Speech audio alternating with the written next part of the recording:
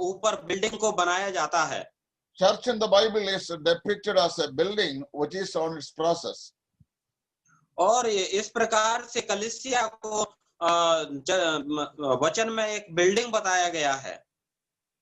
How this building is to be erected upon is given the instruction in the Bible as it should be built upon this solid doctrinal foundation and practical foundations laid down by the apostles and holy prophets. तो इसमें Bible में हम लोग पढ़ते हैं कि कलीसिया को किस प्रकार से आगे बढ़ाना है, और सिद्धांतिक रूप से हम जानते हैं भविष्यवक्ता और प्रेरितों की नींव के ऊपर ही कलीसिया को बनाया जा सकता है। Their duties and responsibilities over once they have laid on this foundation. और इस नींव को डालने के बाद जो और सदस्य हैं उनकी अलग अलग जिम्मेदारियां और कर्तव्य हैं। And these 12 apostles and the prophets who were the instrumental workers to lay the foundation of the church have not passed on their responsibility or similar men to the coming generation, however, because it is not been allowed in the Bible.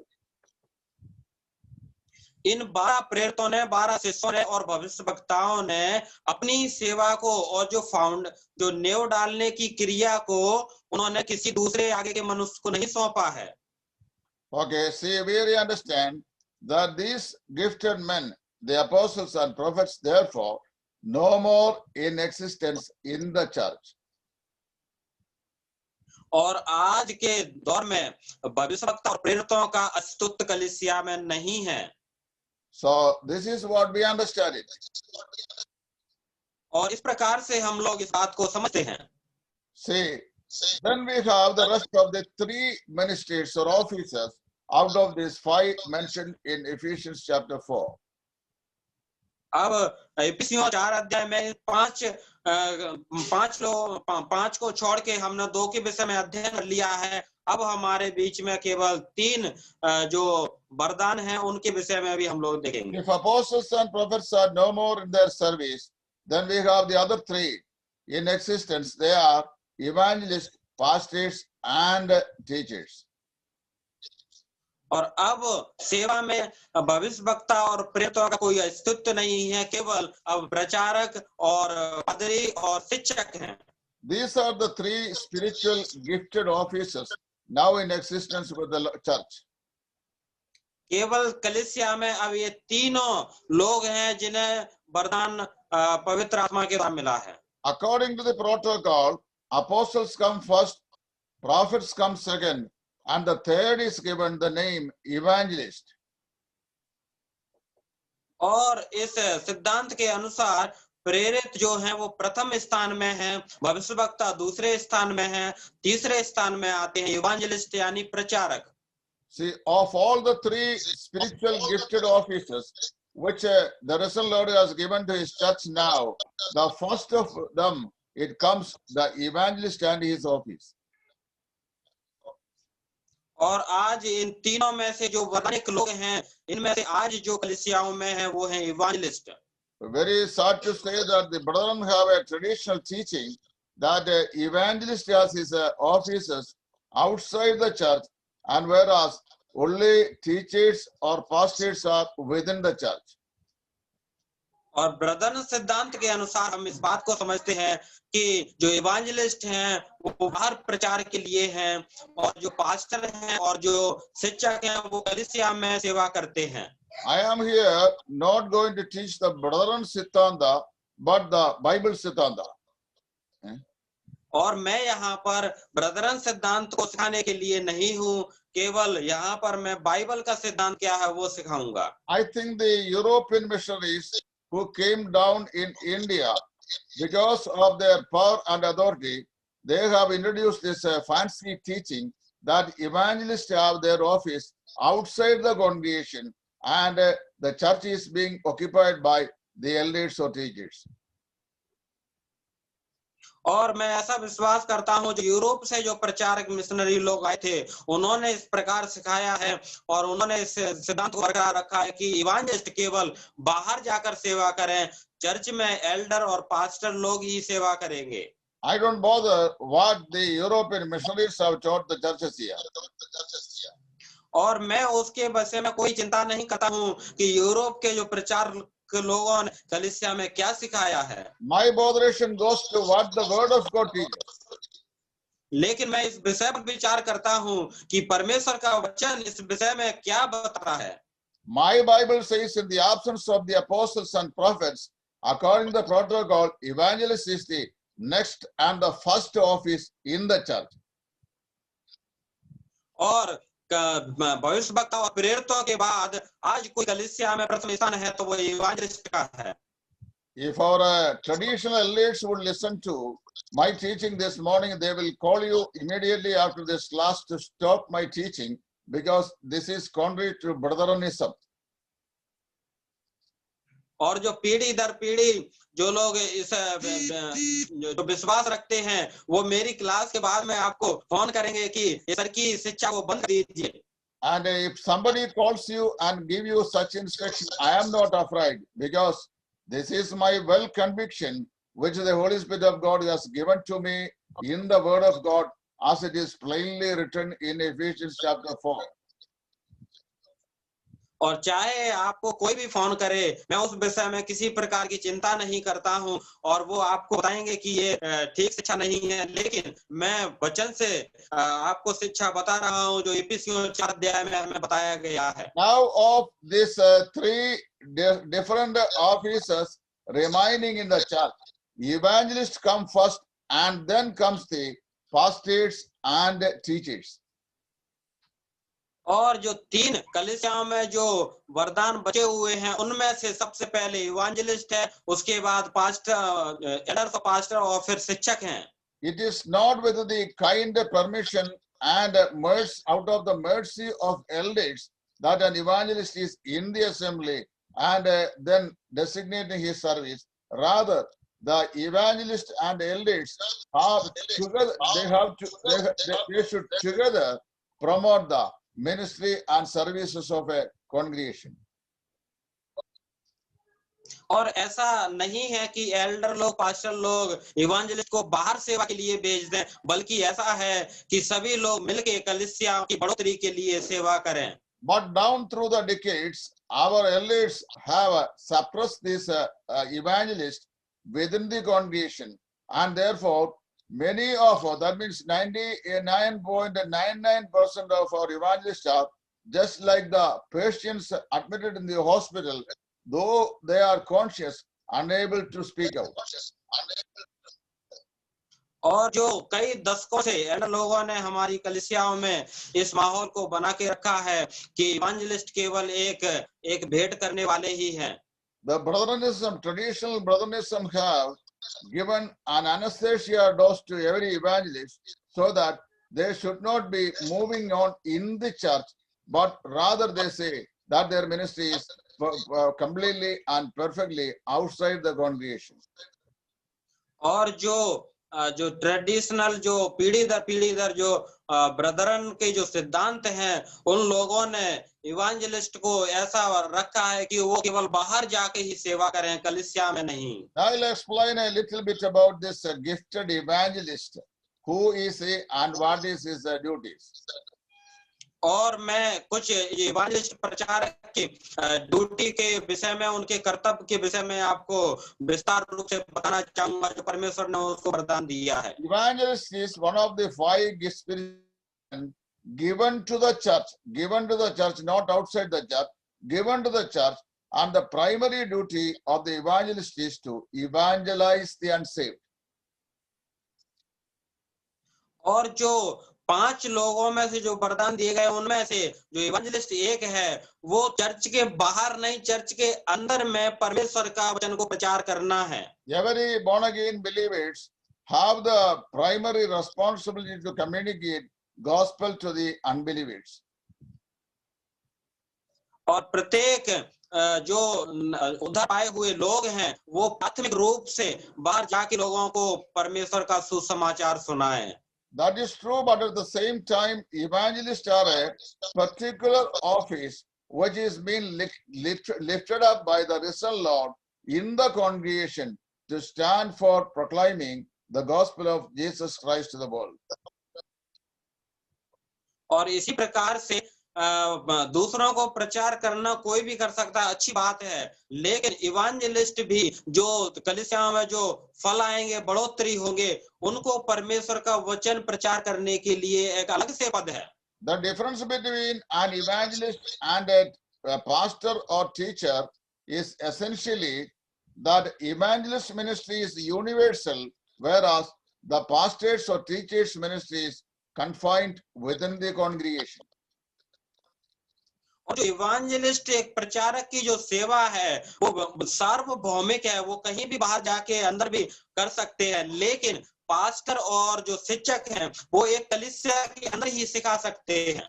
If there is an evangelist in Gwalior assembly, that evangelist have both his ministry commitment in the congregation and outside the congregation. और जिस प्रकार से एक उदाहरण हम लें, जिस प्रकार से ग्वालियर असेंबली में इवांजेलिस्ट हैं, वो कलीसिया में भी सेवा करेंगे और कलीसिया से बाहर जाके भी सेवा कर सकते हैं। So his ministry is in a universal perspective. और इस प्रकार से उनकी सेवा को सार्वभौमिक सेवा समझा जाएगा। Suppose if I come up to this Gwalior, that you people are accepting me and giving me ministry opportunities with this concern that I am a called out officer of the gospel of Jesus Christ by the risen Lord Jesus Christ for the universal perspective of the ministry of the church. इसी प्रकार से यदि मैं ग्वालियर में आता हूं सेवा के लिए, आप लोग मेरा स्वागत करते हैं और इस प्रकार से मैं भी एक सार्वभौमिक प्रचारक कहलाऊंगा। Everybody understand what I am explaining? क्या आप भाई बहन सभी लोग समझ रहे हैं जो सर हमें बता रहे हैं? But if there is a elder or a pastor in the Gwalior assembly, I am telling you the example. और यदि ग्वालियर असेंबली में पास्टर और इवांजेलिस्ट हैं तो No, not pastor or evangelist, elder or teacher. Elder or teacher. तो जो अगुवे हैं और शिक्षक हैं, That elder is committed to that congregation alone, and he has no right or power to go into another neighboring assembly and rule there as an elder of that church. और जो Gwalior assembly के जो अगुवे हैं वो दूसरी assembly में जाके वहां पर सेवा को नहीं दे सकते। So the elder's office is confined to his own congregation, whereas the evangelist office is in the congregation and in the universal concept.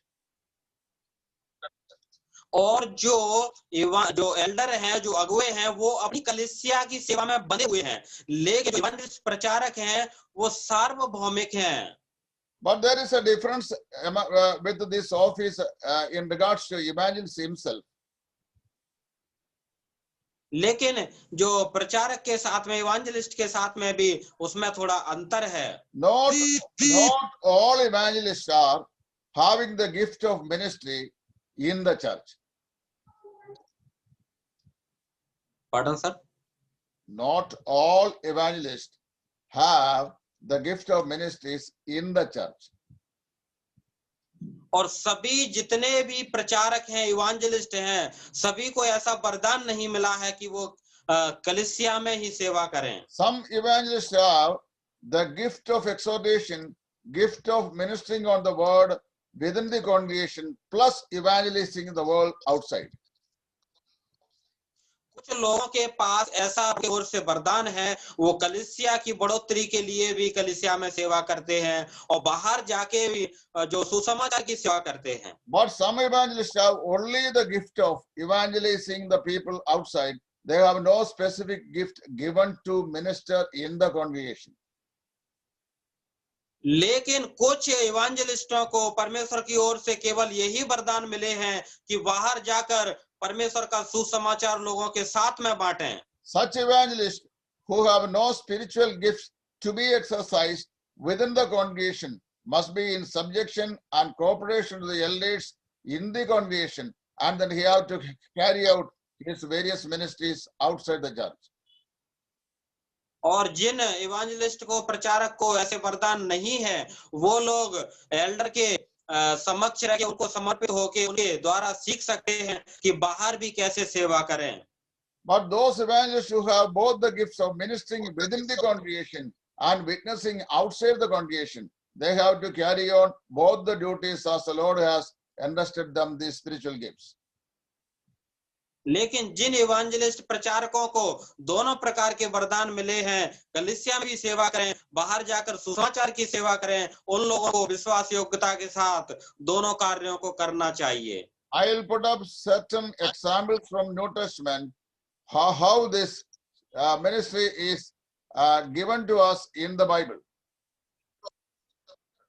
और मैं कुछ उदाहरणों को लेना चाहूंगा जो इस सेवा के विषय में हमें नए नियम में बता रहे हैं। Apostle Peter has been a profound evangelist, and we see him preaching the gospel of Jesus Christ on the day of Pentecost in Acts chapter 2.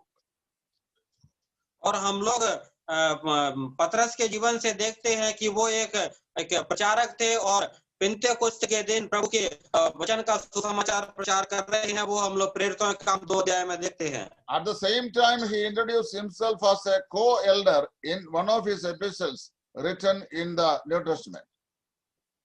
और ये अपनी पत्री में वो एक अगुआ भी बता रहे हैं।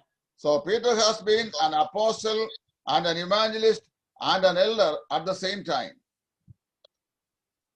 और पीटर जो पतरस हैं वो एक अगुए भी हैं, एक इवांजलिस्ट भी हैं और एक शिक्षक भी हैं। Apostle Paul has been an elder and an evangelist and a missionary at the same time. और पौलुस प्रेरित है, वो एल्डर भी हैं और इवांजलिस्ट और एक मिशनरी भी हैं, तीनों एक ही साथ हैं वो। Then Apostle Paul appointed young Timothy as the elder of the church at Ephesus. He had been hardly 27 years of old, and he was a profound speaker of the gospel too. और इस प्रकार से हम लोग देखते हैं पौलुस ने उसको इफिसियों की कलीसिया में एल्डर के रूप में नियुक्त किया है और वो 37 साल तक सेवा किए और एक अच्छे प्रचारक भी थे वो। There are so many examples in the Holy Bible to show that the office of evangelist is also having the gift of ministering within the congregation. और इस प्रकार से पवित्र बाइबल में, केवल पवित्र बाइबल में बहुत सारे उदाहरण हैं कि एक इवांजलिस्ट को ऐसा वरदान दिया गया है, वो कलीसिया में भी सेवा कर सकते हैं। Forsaking this fruitful teaching, the European missionaries who landed in our country, they begin to teach that evangelists' primary duty is outside the congregation, and they have nothing to do with the congregation itself. तो जिस प्रकार से Europe के जो missionary आए और उन्होंने कलीसिया की बढ़ोतरी को देखा, तो उन्होंने जो इवांजलिस्ट हैं उनको केवल बाहर कर दिया कि आप केवल बाहर ही सेवा करें। What these missionaries have taught when they arrived here is still being taught in our congregations. और जो मिशनरी आए थे उन्होंने क्या पढ़ाया लोगों को, और वही हमारी कलीसियाओं में भी वो शिक्षा दे रहे हैं। So without understanding this distinctive features of the ministry of the evangelist, our elders would say, oh, evangelist is not in the assembly and he has to go out the congregation.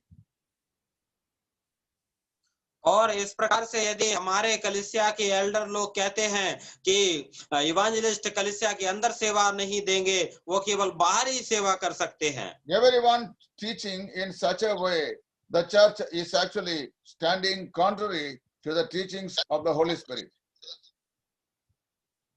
और आपको आज ये बताना चाहता हूँ कि तो कलीसिया की जो दृढ़ता है वो केवल पवित्र आत्मा के सिद्धांत पर आधारित है। Now an evangelist has to find himself out whether he has got the gift to minister in the congregation and at the same time to bear witness for the gospel outside the congregation. आज सभी इवांजलिस्टों को अपने मन में यह विचार करना है और अपने आप को यह जांचना है कि उन्हें परमेश्वर ने कलीसिया में सेवा करने का वरदान दिया है, क्या केवल बाहर ही सेवा करने का वरदान दिया है। ये इवांजलिस्टों को जांचना है। Each one has to examine himself as to the spiritual gifts the Holy Spirit of God has given to him, and accordingly, he has to submit himself for the ministry in the church. प्रत्येक भाई बहनों को कलीसिया में अपने आप को जांचना है कि परमेश्वर ने उन्हें कौन कौन से वरदान दिए हैं और उन वरदानों के अनुसार सेवा भी करना है. So we have the apostles, prophets already washed off from the history of the church as they were the foundation layers of the church, and now comes the third office, evangelist, and subsequently we have other two, the pastors and teachers. और जिस प्रकार से भविष्यवक्ता और प्रेरितों के जो कार्य को जो जब से कलीसिया स्थापित हो जाती है वहां से उनका कार्य खत्म हो जाता है. अब आता है तीसरे नंबर पर इवांजेलिस्ट, उसके बाद दो लोग और बचते हैं, पास्टर और शिक्षक. The New Testament church ministers are introduced in the Bible by the name pastors or teachers. और नया नियम में जो कलीसियाओं में शिक्षक हैं और कलीसियाओं की देखरेख करने के लिए हैं उनके नाम दिए गए हैं पादरी और शिक्षक लोग. But the brethren churches have a general problem that the moment they hear about the word pastor, they are quite irritated and they spew out that name from their mouth and they are willing to stand by the name Mopen or elder. और जब हम लोग Brethren कलीसियाओं में जब Brethren लोग pastor सुनते हैं तो वो अपने मन में उत्तेजित हो जाते हैं, गुस्सा हो जाते हैं, क्योंकि वो पास्टर शब्द को पसंद ना करके एल्डर कहना पसंद करते हैं. They feel the word pastor as if Satan sees the cross of Jesus Christ. और वो पास्टर को इस प्रकार सोचते हैं कि इस प्रकार क्रूस है शैतान के रूप में. Now, what did I say? You couldn't understand that. The moment that they hear the word pastor, they feel as if Satan sees the cross of Jesus Christ. Because he is in enmity with the cross, you know.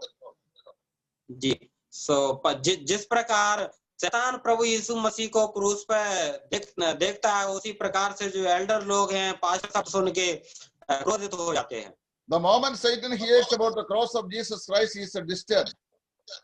और जिस वक्त प्रभु यीशु मसीह के क्रूस के बारे में शैतान सुनता है तो वो परेशान हो जाता है. This is the same with our elders. When they hear the word pastor, they are getting irritated.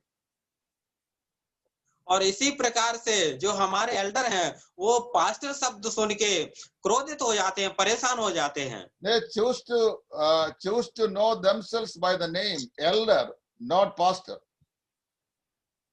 और वो अपने आप को पास्टर कहना पसंद नहीं करते बल्कि एल्डर अगुआ कहना पसंद करते हैं. There are three different Greek words used in the New Testament to designate the office of an elder. और एक अगुआ की पद को बताने के लिए नया नियम में ग्रीक भाषा में 3 शब्दों का प्रयोग किया गया है. They are episkopos. First episkopos. पहला है एपिकोपोस. Episkopos, and the second is presbyteros. और दूसरा है प्रेस्पिकोस. Presbyteros, a Greek word. Presbyteros. प्रेस्बिटरोस. Presbyteros, presbyteries. That it is come out of this word. The word presbytery come out. Presbyteros. जी. प्रेस्बिटरोस शब्द से presbytery शब्द आया है. And the third one is poimen. और तीसरा शब्द कोइमीन. Poimen, not koimen. Poimen. कोइमीन. Poimen. So I'll explain it. What is episkopos, what is presbyteros, and what is poimen. और इन शब्दों का क्या अर्थ है वो मैं आपको बताऊंगा. These are the three names given in the Bible to designate one office. और इन 3 नामों को बताया गया है जो एक अगुआ की जो स्थिति है कलीसिया में. The word episkopos means bishop or overseer. Bishop or overseer. और जो एपिस्कोपोस जो शब्द का अर्थ है एक कलीसिया में अध्यक्षता करना. See, 1 Timothy chapter 3, verse 1, Apostle Paul uses the word bishop or episcopos for the elders.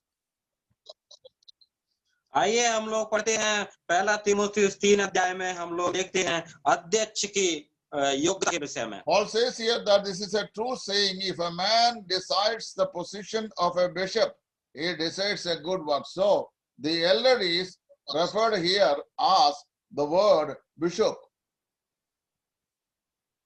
सो यहाँ पर इस प्रकार लिखा है कि जो अध्यक्ष होना चाहते हैं वो भले काम करें। So if you have two elders in the Gwalior Bradhan Assembly, you can call them bishops of Gwalior Bradhan Assembly.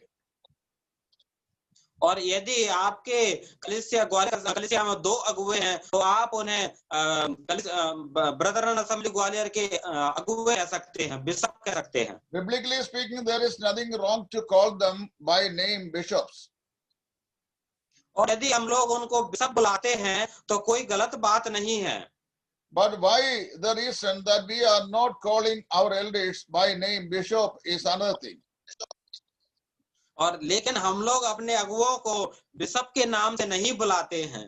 The moment we hear about the word bishop, that the cascos as well as the special dress code, everything that a bishop wearing comes to our mind.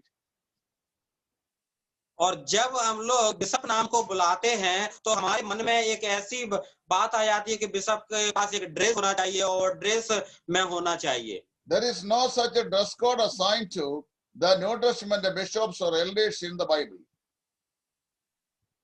लेकिन नया नियम में पवित्र Bible में हमें ऐसा नहीं बताया गया है कि बिशप का और अगुवे की कोई वस्त्र होना चाहिए। Even Christ himself had no special dress code identity while he was doing his ministries here on the earth. और यहाँ तक कि मसीह के पास भी कोई विशेष एक कपड़ा या ड्रेस नहीं है जिससे उनकी पहचान हो। That is why the Iscariot Jews told the priest, high priest, and the people who came to catch him, that whom shall I kiss, that he would be the one whom I want to hand to you in your hand, whom I want to hand it to you. और इस प्रकार से इतिहास में हम पढ़ते हैं जब महायाजक और उनकी जो पूरी सेना प्रभु यीशु मसीह को गिरफ्तार करने आई तो वो वहां पर पूछ रहे हैं कि मैं जिसको चूमूंगा वो यीशु मसीह है। यहूदा इस प्रकार से बताते हैं। The Episcopal churches have taken up the term bishop as for the ministries of their churches. और जो कुछ ऐसे संस्थावादी जो चर्च हैं उन्होंने बिशप की एक ड्रेस को बना दिया है। The Roman Catholics, पहला है रोमन कैथोलिक चर्च, Orthodox, और जो पीढ़ी दर पीढ़ी जो ऑर्थोडॉक्स चर्च हैं, Anglicans, और एक्लिनिकस जो चर्च हैं उन लोगों के पास ड्रेस कोड है। CSI, CNI, and Lutheran, all these churches are known as the Episcopal churches because they have this hierarchical system within their churches. और जिस प्रकार से CNI, CSI, लूथरन जो चर्चों में जो एक अध्यक्ष पद जो सिस्टम है ये कहलाते हैं एपिस्कोपल चर्च।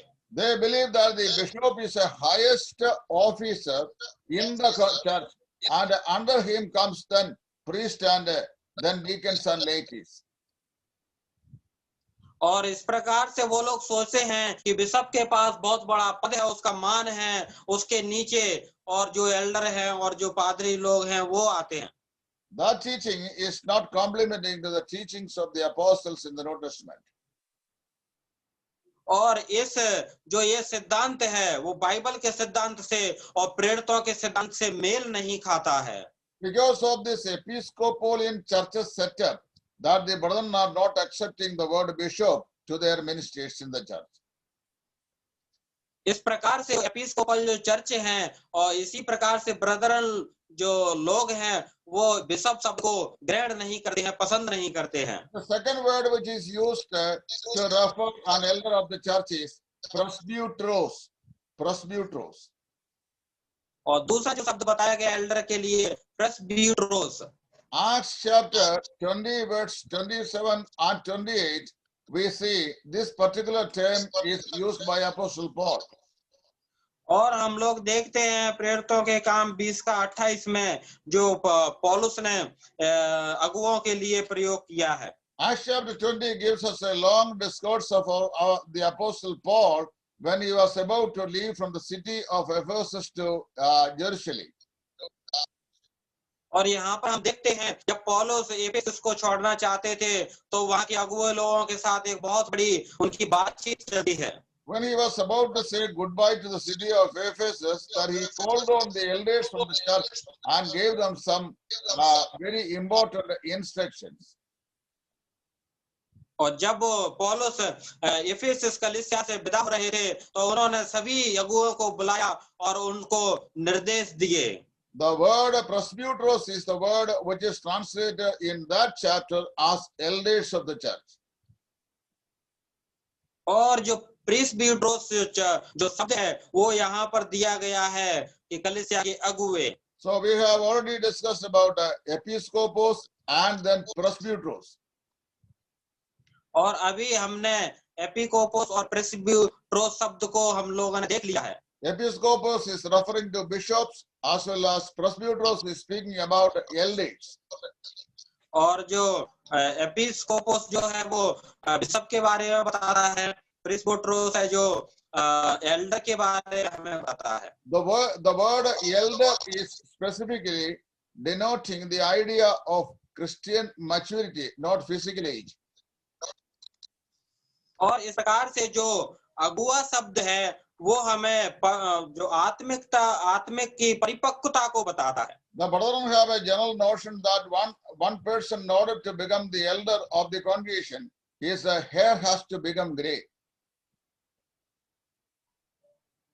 और वहाँ इस प्रकार से ब्रदरन कलीसियाओं में यदि किसी को अगुआ बनना है तो वो इन चीजों का अधिकारी होना चाहिए। That is not the idea Apostle Paul is presenting here.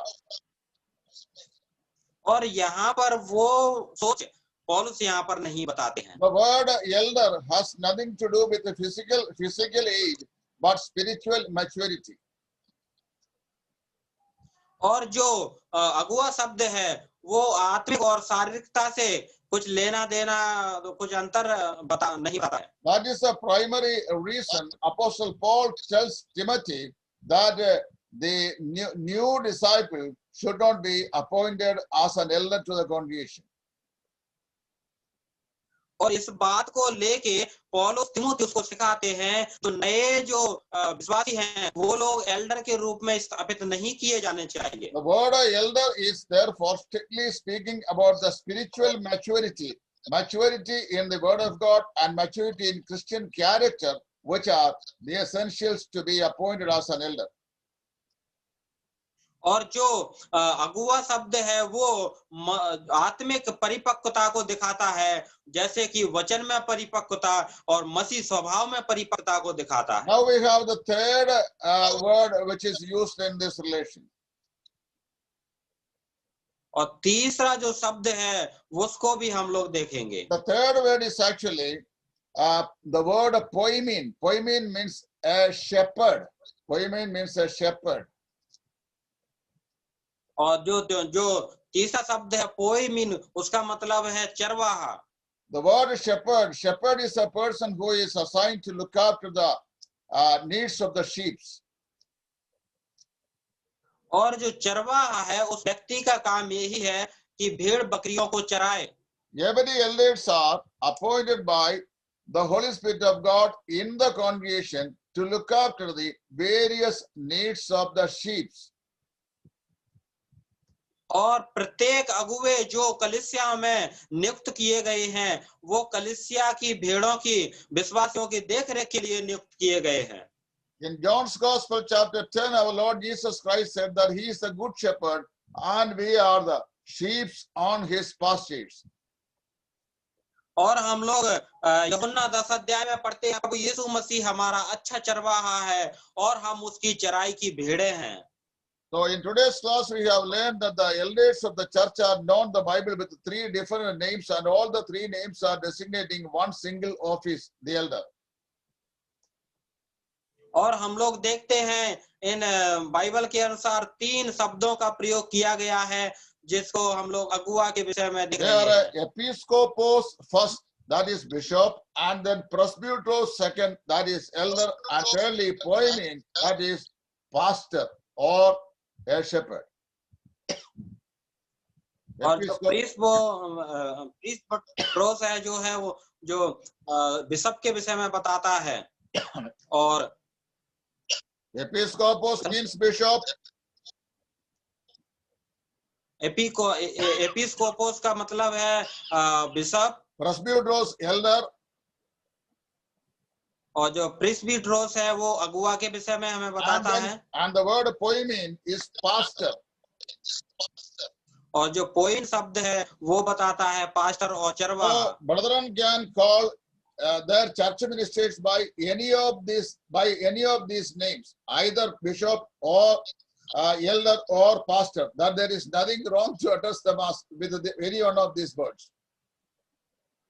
इस प्रकार से जो ब्रदरन कलिसियाएं हैं, एक अगुआ को बिशप बोल सकते हैं, एक अगुआ को चरवाहा बोल सकते हैं, एक अगुआ को अध्यक्ष के रूप में बोल सकते हैं। And now my time is over, and I think that we will continue the same subject on Wednesday, God willing, morning. And you have to be thorough about these 3 different names given to the ministers in the congregation. Otherwise, you will be misinterpreting this office in such a way. और इस प्रकार से जो आज हमने पढ़ा है, मैं विचार करता हूं कि हमारा समय हो गया है। मैं आपसे ये कहना चाहता हूं, जो 3 शब्दों का हमने अध्ययन किया है उसमें आप एकदम परिपक्व हो जाना चाहिए, ताकि आप गलत शिक्षा में ना पड़े और गलत किसी को शिक्षा ना दे पाए। In 2-3 minutes, if any of you need further clarifications or having any questions to ask me in this relation, now you are free to ask me. And after that, we will close in prayer. यदि किसी भाई बहन के पास इस church की कलीसिया के अगुओं के विषय में हम लोगों ने पढ़ा है, कोई भी प्रश्न है, आप लोग स्वतंत्र हैं, आप पूछ सकते हैं अभी।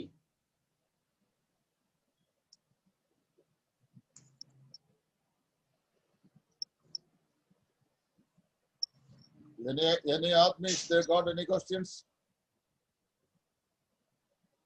कोई भी भाई बहन कोई प्रश्न हो तो